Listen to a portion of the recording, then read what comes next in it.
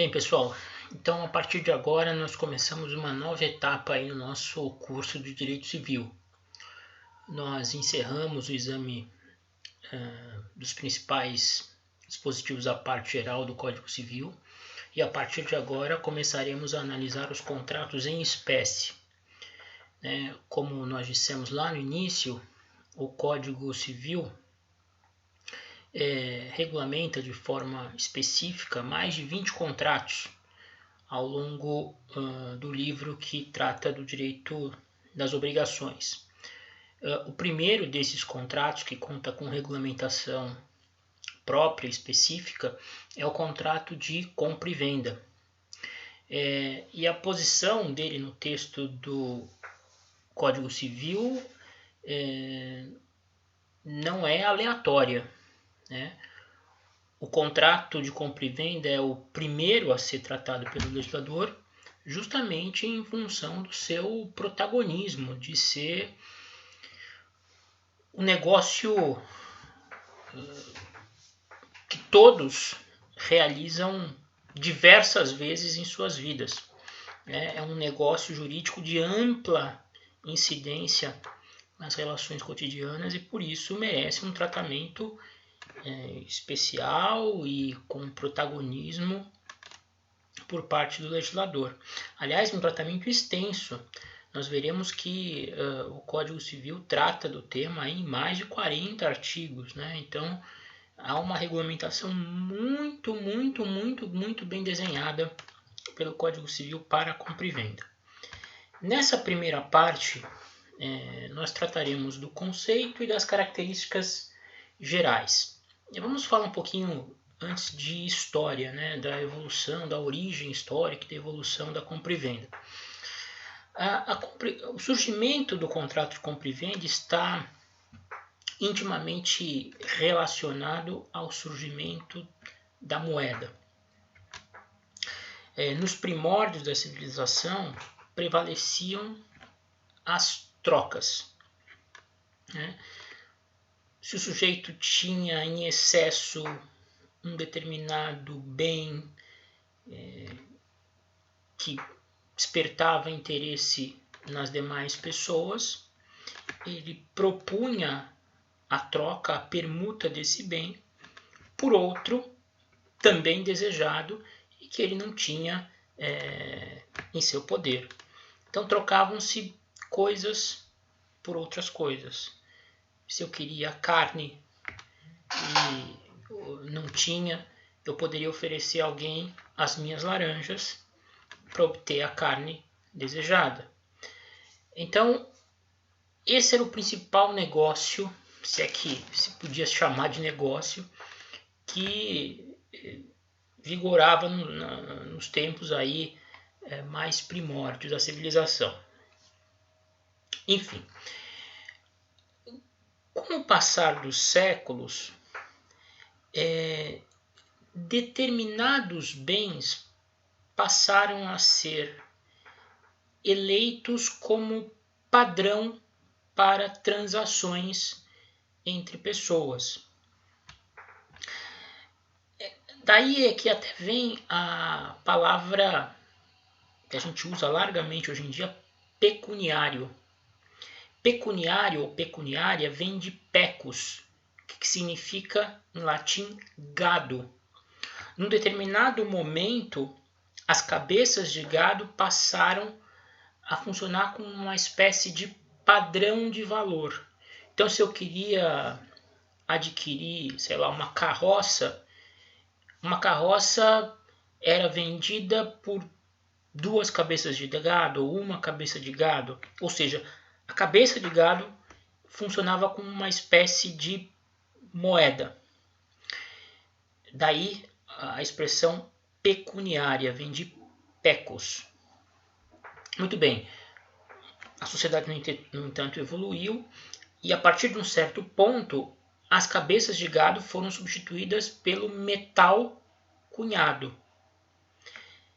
E aí surge a moeda. Quando surge a moeda, surge a compra e venda. Porque as coisas passam a ter um valor em moeda, em dinheiro. E esse padrão monetário acaba produzindo uma grande revolução nas transações comerciais, né? A existência de um padrão fixo, confiável, expressado por um metal precioso, estimulava as pessoas a negociarem, facilitava o desenvolvimento dessas transações e fazia com que a circulação de riqueza operasse de uma maneira muito mais eficiente e célere. O surgimento da moeda, portanto, tem aí um lugar marcante no desenvolvimento da civilização. E, entre outros efeitos, ele começa a facilitar e estimular a circulação de riquezas por meio dos contratos de compra e venda. Muito bem. O 481 do Código Civil, que é o artigo que abre os dispositivos que cuidam do contrato de compra e venda, diz que, pelo contrato de compra e venda, um dos contratantes se obriga a transferir o domínio de coisa certa e o outro a pagar-lhe certo preço em dinheiro. Então, vocês percebem logo de início que o contrato de compra e venda ele tem como seus elementos fundamentais uma coisa, o preço a ser pago por essa coisa e o consenso. Coisa, preço e consenso são elementos fundamentais que caracterizam o contrato de compra e venda. Pelo contrato de compra e venda, alguém, mediante o recebimento de determinada quantia em dinheiro, obriga-se a transferir a propriedade de um determinado bem, móvel, imóvel, em favor do adquirente. Aqui é muito importante a gente fazer uma observação. No direito brasileiro, o contrato de compra e venda não produz como efeito a transferência da propriedade da coisa para o adquirente. Por meio do contrato de compra e venda, alguém que detém determinada coisa, em troca do recebimento de uma quantia específica em dinheiro, obriga-se a transferir o domínio para o adquirente. Entendam, a tão só celebração da compra e venda não faz com que a coisa alienada transfira-se imediatamente à propriedade do adquirente. A transferência da propriedade dependerá de atos subsequentes à celebração do ajuste. Então, por exemplo, se eu tenho uma compra e venda de veículo, nós celebramos um contratinho escrito, né? Eu e um amigo interessado na aquisição do meu veículo. O tão só fato de nós redigirmos um instrumento contratual e colocarmos nossas assinaturas não transfere a propriedade do veículo para esse meu amigo adquirente. É preciso que, posteriormente à celebração, eu cumpra a prestação a que me obriguei e transfira a propriedade desse automóvel para o meu amigo comprador, entregando-o. A propriedade móvel, e nós estamos falando aqui de um veículo, ela é transferida por meio da tradição, que é um ato subsequente à celebração do ajuste e que já se insere na esfera da execução da avença. Por isso que eu digo que o contrato de compra e venda por si só não transfere a propriedade da coisa ao adquirente.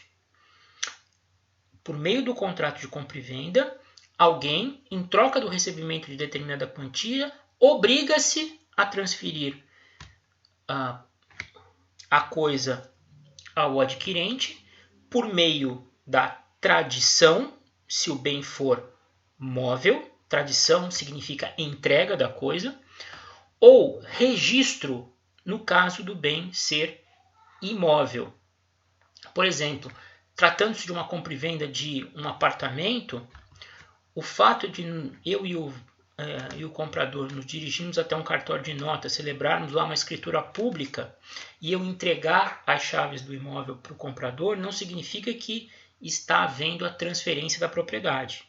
Por meio da escritura pública, nós já falamos, não há transferência imediata da propriedade imobiliária. O simples fato de eu e o meu amigo adquirente irmos até um cartório e celebrarmos uma escritura pública de compra e venda, isso não torna o adquirente dono da coisa. O fato de eu entregar as chaves do imóvel para ele também não o torna dono da coisa. A entrega das chaves, a tradição ficta do bem imóvel, apenas opera a transmissão da posse da coisa para o comprador. A propriedade, no caso de bem imóvel, e nós estudaremos isso no ano que vem, eu já posso até citar o artigo para vocês aqui, o artigo 1245 do Código Civil, a transferência da propriedade imóvel depende do registro do título translativo, ou seja, do registro da escritura num cartório de registro de imóveis.